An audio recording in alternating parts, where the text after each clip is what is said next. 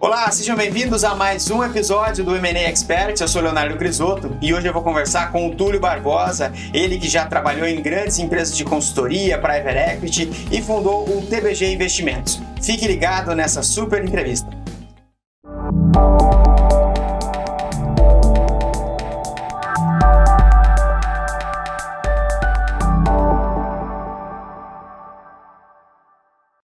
Olá, Túlio, seja bem-vindo ao nosso programa M&A Expert. Obrigado por aceitar o convite. Seja bem-vindo. Obrigado pelo convite, Leonardo. Prazer estar participando. Imagine. Conta pra gente quem é o Túlio, conta um pouquinho da sua história pessoal e profissional também, pra gente conhecer um pouquinho melhor o seu background. Claro. Eu sou Túlio, mineiro, administrador, formado em administração pela UFMG, fiz uma especialização em finanças dos Estados Unidos logo após a faculdade, e também um pouco depois eu fiz o meu MBA nos Estados Unidos, em Boston. Comecei minha carreira bem cedo, com 15 anos, sendo empreendedor, então é uma área que eu sempre gostei, montando um negócio pequeno, aprendendo no dia a dia, tendo que fazer um pouco de tudo.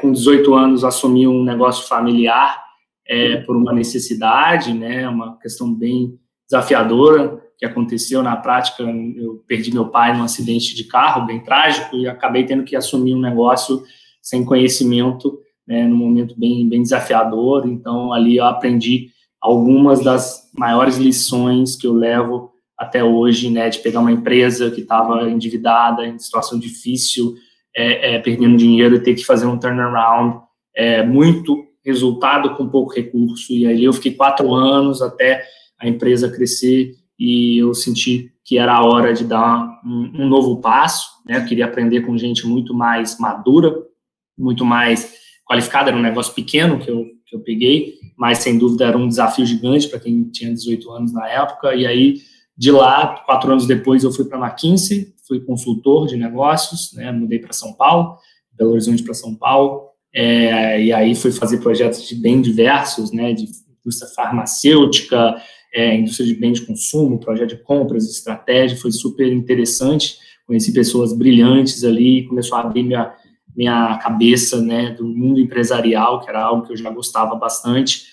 Fui recebendo alguns convites e, no momento, decidi aceitar um que era no momento do boom das commodities. Eu fui para a Vale em 2011, no momento ali que a Vale estava gerando mais de 40 bilhões de dólares de lucro líquido, ajudar eles no plano de expansão, fazer o plano estratégico global, que era uma empresa brasileira de minério de ferro, estava virando uma empresa global e tinha que tomar decisões grandes de investimentos, que era um pipeline de mais de 100 bilhões de dólares nos próximos 5 anos. Então, foi uma experiência muito interessante de ajudar a tomar decisões e, principalmente, estar preparado para queda de preços, que commodities é um mercado cíclico, e foi exatamente o que aconteceu no meio da minha estadia lá. Os preços caíram e todos os projetos que eram aprovados tiveram que ser reavaliados, e a gente tinha feito algumas análises para ver o que realmente era crítico. Então, eu aprendi bastante também sobre macroeconomia, política, relações com imprensa, comunidade, todos os stakeholders ali. Sem dúvida, é uma experiência muito grande que eu tive de lá. Fui fazer um MBA nos Estados Unidos com a ideia de já conhecer algo muito pequeno, já conhecer algo muito grande, agora eu quero ajudar algo que seja pequeno, médio, a ficar muito grande. Então, fui com essa cabeça, para os Estados Unidos, fazer um mestrado, tranquei minha carreira, eu diria assim, para focar nos estudos, por 2 anos, integral, e lá eu comecei a desenvolver algumas teorias, algumas ideias, e conheci o modelo com mais detalhes de Search Fund, e de lá eu decidi que eu iria montar a TBG Investimentos, que é a empresa que eu fundei por essa época. E, obviamente, queria conhecer muito do mercado de investimentos, um mercado muito novo aqui no Brasil, e aí, depois disso, fiz um summer internship num private equity brasileiro, a Tarpon, e aí voltei para o 2º ano do MBA, com a ideia já de montar o meu negócio, mas queria aprender muito sobre comercial e vendas, porque numa empresa de médio porte, o CEO tem que ser o melhor vendedor, senão o negócio não cresce. e aí eu fui diretor comercial e de marketing de uma empresa investida da Advent International, até decidir realmente focar 100% na TBG. E aí eu fiz isso em 2017, e de lá a gente teve um período aí bem intenso, né, de trabalho, de busca, e em março desse ano a gente fez um investimento numa empresa de software no Rio Grande do Sul, e eu vim assumir a posição de CEO. Enfim, de uma forma razoavelmente resumida, esse sou eu. Legal. Conta um pouquinho para a gente o que é o Search Fund e como que vocês estão trabalhando, qual que é o perfil de atuação da TBG. O Search Fund é um meio um modelo de investimento, né, que já é bastante maduro. É um modelo que já tem mais de 30 anos, que ele é feito de uma forma estruturada. Começou nos Estados Unidos, né, na Universidade de Stanford, de onde surgiram alguns grandes cases de sucesso, e isso foi se tornando algo mais estruturado à medida do tempo, né, e foi se difundindo pelos Estados Unidos. E aí, depois de lá, de Stanford, foi para Harvard, onde eu estudei, e onde começou a se criar uma corrente um pouco paralela, né, de poder comprar cada vez mais uma empresa, um empreendedor comprar a empresa com menos recursos, podendo alavancar e poder ser um negócio mais cedo. Então, eu aprendi bastante nesse sentido, né? O Search Fund nada mais de uma forma simplificada, que empreendedorismo por aquisição.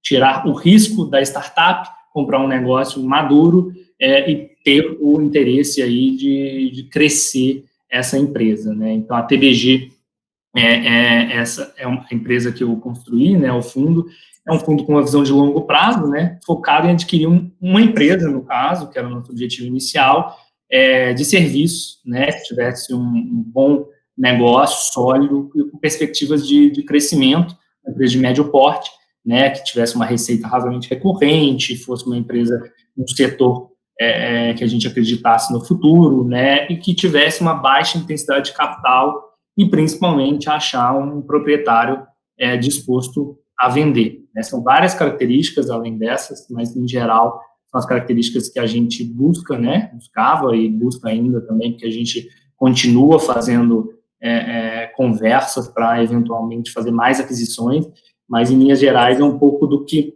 a gente busca na TBG. Obviamente, cada fundo tem sua estratégia, né, mas o modelo de Search Fund, em geral, ele busca um negócio que seja já maduro, um negócio que seja estável, tenha uma marca conhecida, né, e que o desafio não seja de turnaround, o desafio seja muito mais de crescimento. Tudo depende da tese do fundo, mas essas são as diretrizes mais padrões, com um grupo de sócios, né? No nosso caso, a gente tem sócios brasileiros e estrangeiros, institucionais, pessoas físicas, ex-executivos de empresas, profissionais consultores, né? Sócios de consultoria, enfim. É um grupo de pessoas extremamente qualificado, que gosta de empreendedorismo e quer apoiar o empreendedor a fazer a aquisição e fazer o negócio crescer e, obviamente, poder ter um retorno. Legal. E você consegue compartilhar conosco um ou dois casos de um bom investimento que vocês já fizeram, ou algum outro que você conheça, e principalmente lições aprendidas desses bons investimentos?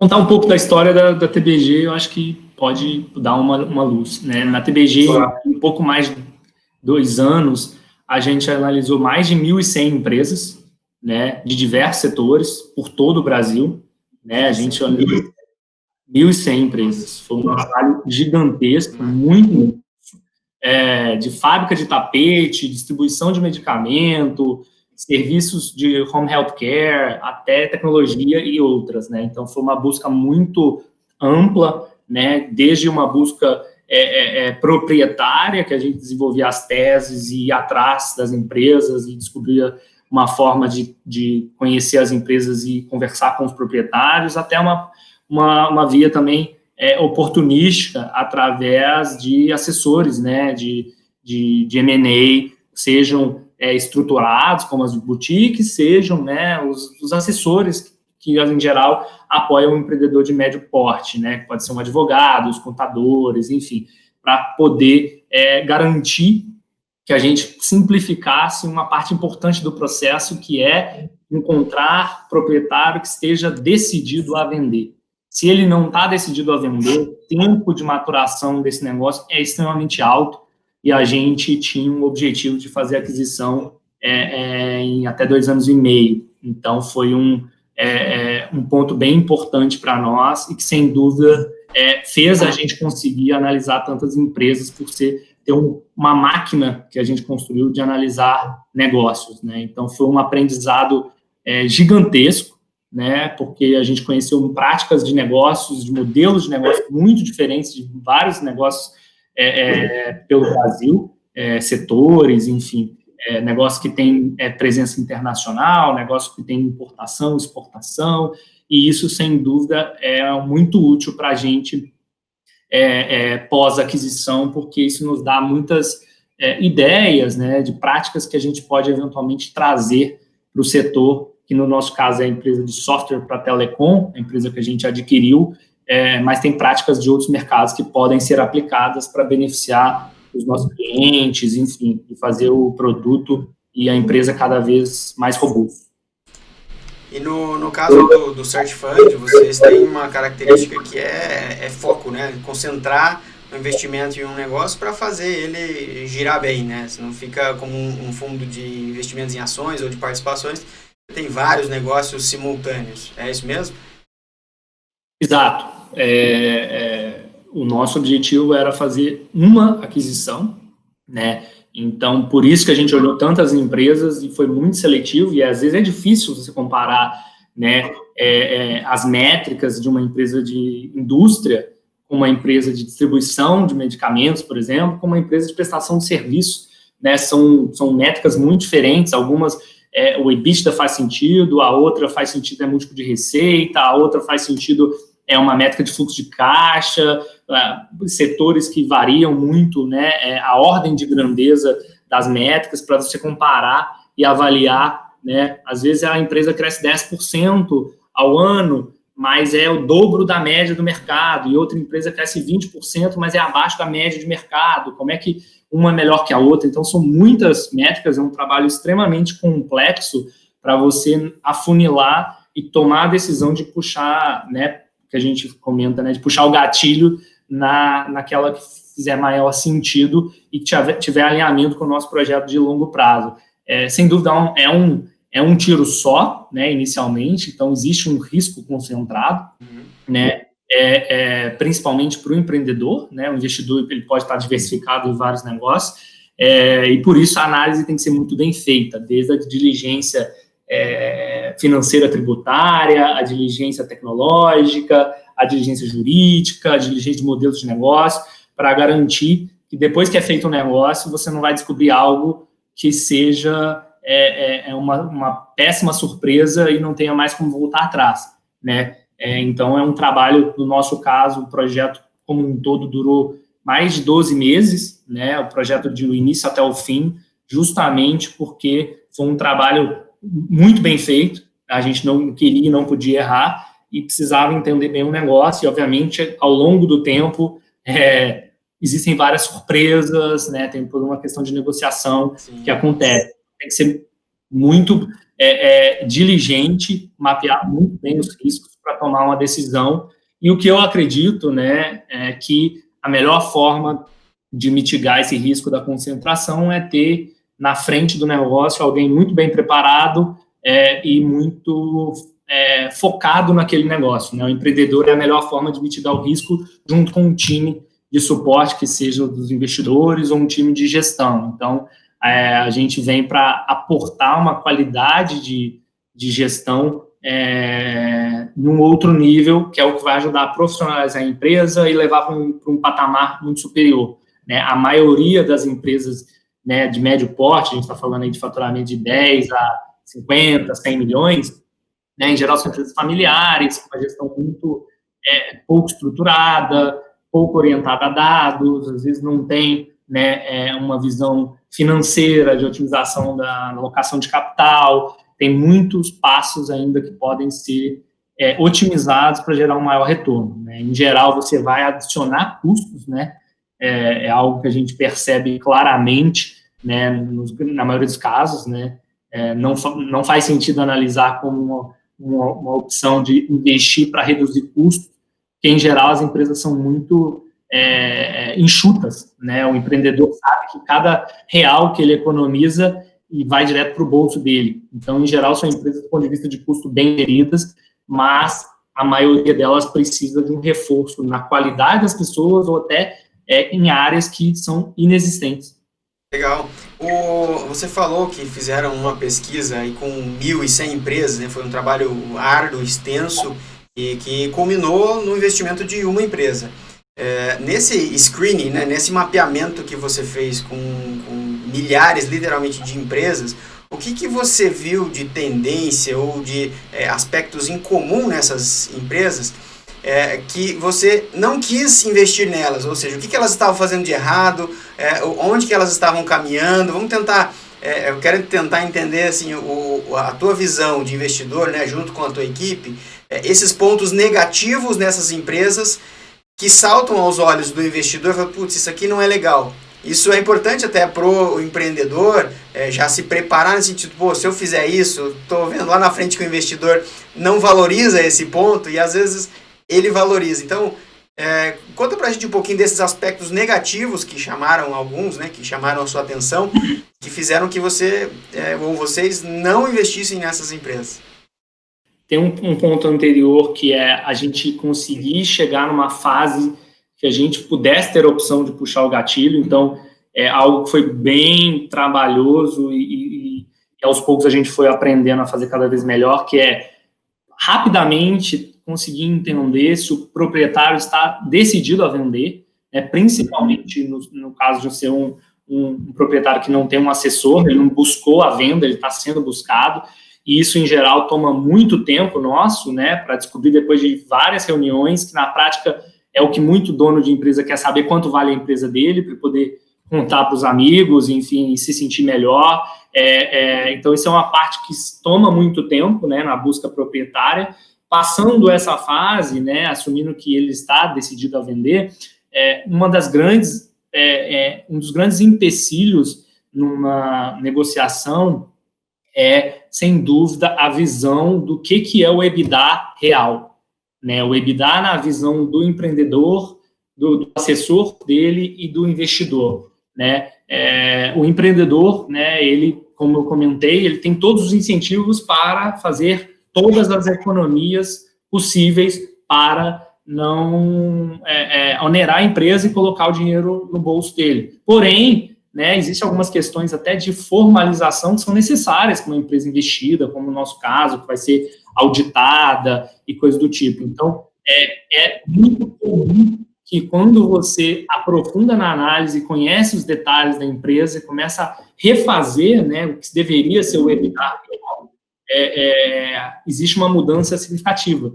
Ele cai de 10 para 5, e aí gera alguns problemas. Às vezes ele fica muito pequeno, que nem faz sentido continuar com essa negociação, ele dá abaixo de um certo valor, não justifica o esforço, ou o proprietário tem um valor fixo na cabeça dele, absoluto, e aí quando você vai ver do ponto de vista de múltiplo, fica algo inviável.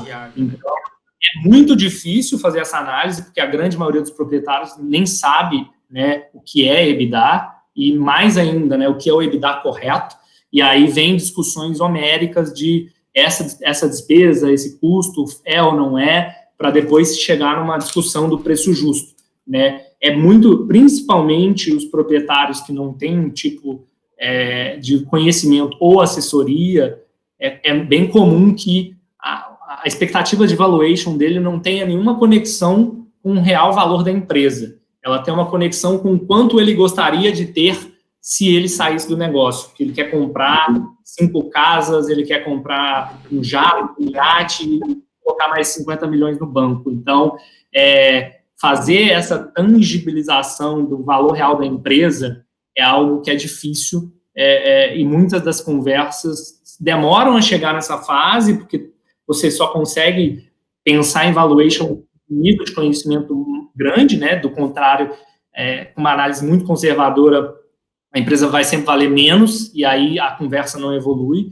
Porém, é muito comum ter proprietários de empresa que tem uma expectativa de valor não real, né? E a gente acaba vendo casos de tristes, né? Que o proprietário chega a cogitar vender, mas ele quer um valor muito alto, fica por anos esperando aquele valor, desfoca da gestão, às vezes ele atinge uma certa idade, ou ele está com um patrimônio suficiente que ele para de acompanhar o negócio, e aí lá na frente o negócio para de crescer, começa a empatar, começa a decair, até a hora que ele pode fechar, quebrar e consumir o patrimônio dele, né? Muitos dos empreendedores acabam procurando a gente, pedindo dicas, né?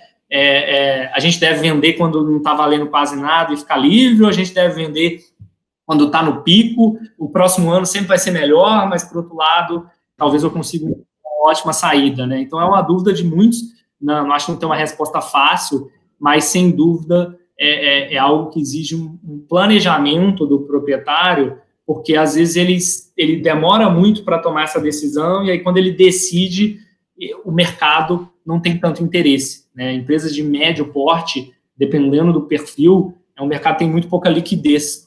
Então, encontrar alguém que não só vai comprar a sua empresa, como vai atender as demandas dos proprietários, que, em geral, eles querem, né, que cuide da empresa como ela era, que mantenha a marca, que mantenha os funcionários. Isso é uma preocupação muito grande, né? Então, muitos deles, por exemplo, não estão abertos a vender para fundos de private equity, porque eles querem muito mais do que o valor. Eles querem exigências que X pessoas vão ter o trabalho garantido pelos próximos 1, 2 anos. Então, o nível de exigência costuma ser alto e, além disso, a quantidade de compradores dispostos a fazer esse investimento é baixo. A empresa está literalmente no meio do nada, né? E é muito complexo você fazer uma pessoa qualificada, com toda uma bagagem, se mudar para lá e, além disso, conseguir, né, mobilizar a empresa de lá, atrair talento e todo tipo. Então, a maioria das empresas foi feita pelo empreendedor na cidade onde ele morava, ou ele nasceu, e dali foi crescendo. Só que nunca teve uma visão de vou construir algo e lá na frente ela tem que estar pronta para vender. A gente encontrou muito negócio que era invendável, né? Apesar de ser uma empresa boa enquanto dono, não faria sentido para quem não fosse o proprietário, né? Não faria sentido para alguém comprar aquele negócio por ele ter um nível de raiz tão forte como o proprietário que não fazia sentido. Legal. Bom, muito boas essas explicações, esse histórico, né? Essa experiência que você teve. E agora vamos dar uma olhadinha para o futuro. Vamos para o segundo bloco do nosso programa, onde a gente vai olhar um pouquinho tendências na tua perspectiva. Muito bem, a ideia nesse segundo bloco é a gente olhar para frente, olhar para o futuro. Na sua visão, qual que é a perspectiva para esse mercado de search funds no Brasil e no mundo? O mercado de search funds é um mercado em crescimento, né? Ele já é mais maduro, principalmente nos Estados Unidos. No Brasil, ele está numa fase de desenvolvimento, é uma fase, eu diria, inicial, mas, né, já tiveram várias aquisições. Tem um grupo de searchers, né, buscando empresas para aquisição. Então, eu diria que é um momento bem importante de crescimento e que a gente começa a ver muito bons resultados, né, para os dois lados, né, muito bons negócios para os vendedores, de que acharam um perfil muito bom de comprador, né, que vai realmente assumir aquele negócio, que vai levar como um projeto de vida e fazer aquela empresa crescer e dar orgulho para esse vendedor e para as pessoas que estão lá. Então, eu vejo que tem tudo para continuar crescendo muito no Brasil nos próximos anos, né? O Brasil é um país de dimensões continentais, né? Então, sempre vai ter um volume significativo de empresários de vários setores querendo vender seu negócio, né? Seja para aposentar, seja para tirar o risco, né, de ter um negócio e querer ter uma certa liquidez. Então, isso é algo que sempre existiu. E o mercado de médio prazo, ele é de médio porte, ele é um mercado carente de compradores estruturados, né? Então, é muito esses empreendedores cheguem numa fase que ele quer se desfazer do negócio e ele não acha interessado, ele acaba achando interessado em comprar uma parte minoritária e que o empreendedor fique no negócio por muitos anos, porque ele conhece o negócio, né? O nosso modelo, em geral, é de comprar controle ou até 100%. Então, é isso que dá a possibilidade, né, para alguém, um empresário, uma empresária que querem se aposentar, quer se mudar para outro país. Teve uma questão, né, a gente viu casos de o empresário teve uma doença terminal, né, a família quer vender a empresa, eles não querem, nem sabem como gerir a empresa, porque era o empresário ou a empresária que tocava. Então, é uma forma importante de dar uma liquidez e uma continuidade no negócio. Então, eu vejo como um grande mercado, sem dúvida. Existe uma comunidade se formando no Brasil, que eu tenho orgulho de ser parte. Eu acho que pelo fato de ter começado recentemente, só entraram pessoas que realmente conhecem muito do modelo e estão preparadas. Então, é um nível de qualidade espetacular de empreendedores, né, com excelente formação acadêmica e profissional. Não sei se é algo que é viável manter esse nível de qualidade no longo prazo, mas, sem dúvida, essa primeira safra é muito boa e tem dado, acho que, muitas alegrias aí para quem está participando, para os sócios, e, enfim, acho que tem sido boas negociações para todos os lados, para o comprador, para o vendedor, para a empresa adquirida.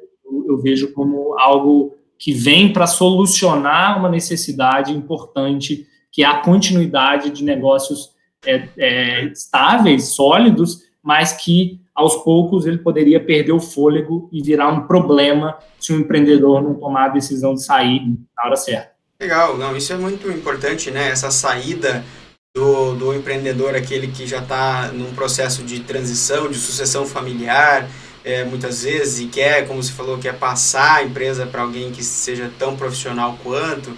Então, é bom saber que tem que esse mercado, né, de investimentos está cada vez mais se profissionalizando e criando opções de saída para esse tipo de situação. E usando toda a sua experiência em investimentos, em negócios, que recomendações você daria para os empresários nesse momento difícil que a gente está vivendo?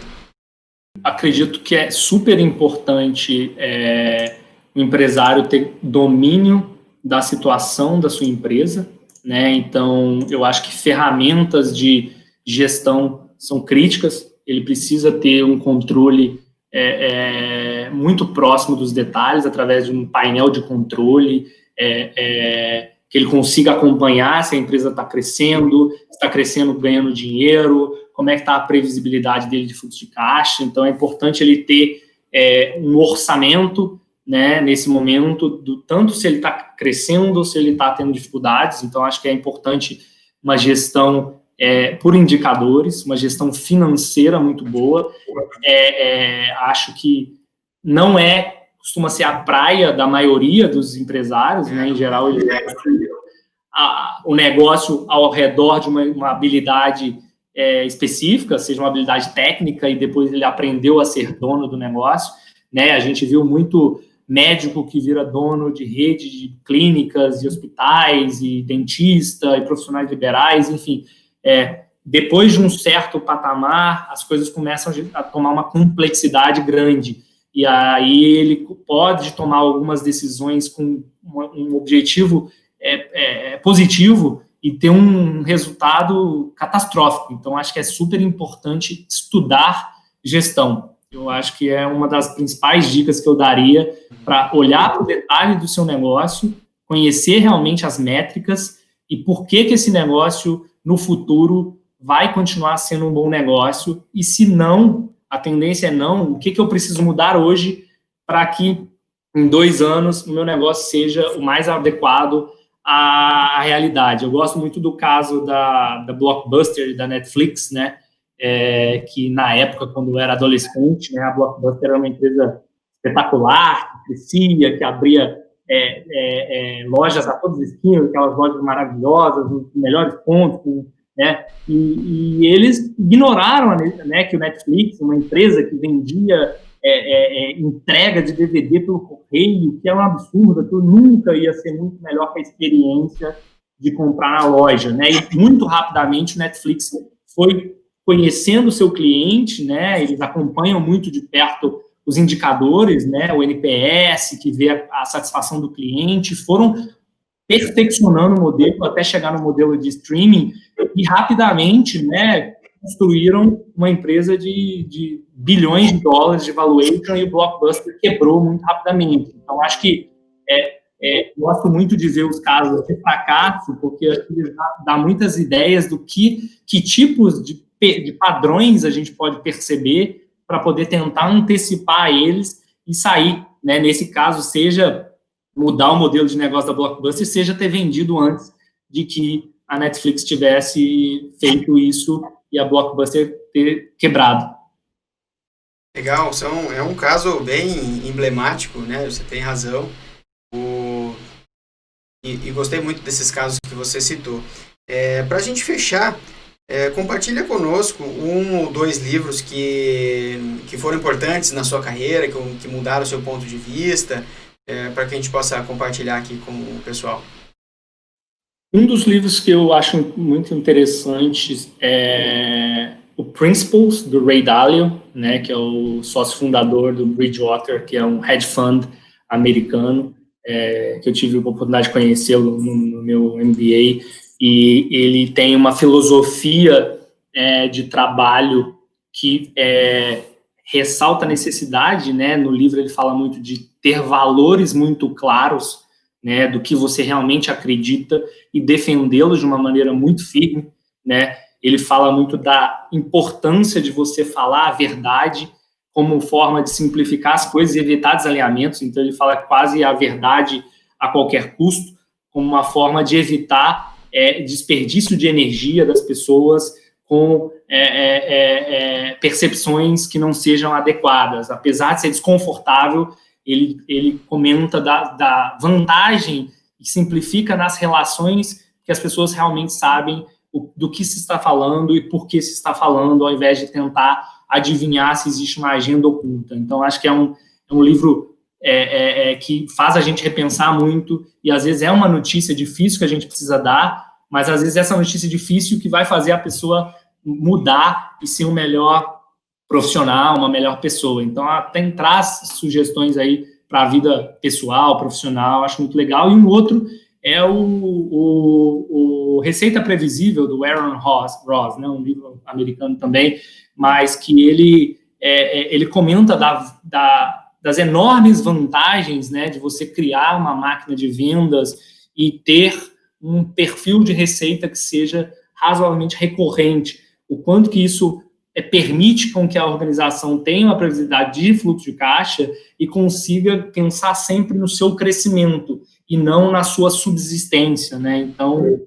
é um tipo de conceito que eu acho super importante para os empreendedores avaliarem como que ele pode fazer cada vez menos esforço para garantir o pagamento das contas da sua empresa e focar em inovação, em crescimento, em novas parcerias, né? A gente vê muito, nessa pandemia, muito caso de negócio de varejo, né, que ele tinha que matar 10 leões por dia, né? Quando a loja está fechada, só vem conta para pagar e ele não tem nenhuma receita, né? Então, como que você cria um negócio que seja menos cíclico, né, e tem uma previsibilidade muito, muito grande? Isso ajuda não só na sustentabilidade do negócio, como o negócio vale mais. A gente falando no mercado de M&A, né, em geral, o comprador está disposto a pagar um valor significativamente superior por um negócio que tem uma previsibilidade maior de fluxo de caixa. Show de bola, muito bom. Nossa, Túlio, foram excelentes dicas, vários insights importantes para os empresários, até para outros players do mercado de M&A. Quero agradecer a sua visita aqui, a sua entrevista. Muito obrigado por ter compartilhado aí todo o seu conhecimento conosco. Eu que agradeço, espero ter compartilhado algumas coisas úteis para quem estiver ouvindo e assistindo o programa. Mais uma vez, agradeço pelo convite. Obrigado. Valeu, obrigado, até mais. Tchau, tchau. Mais uma super entrevista, espero que tenha gostado. E se gostou, curta, compartilhe, siga nosso canal, acesse também o nosso site maexpert.com.br e até a terça-feira que vem no próximo episódio.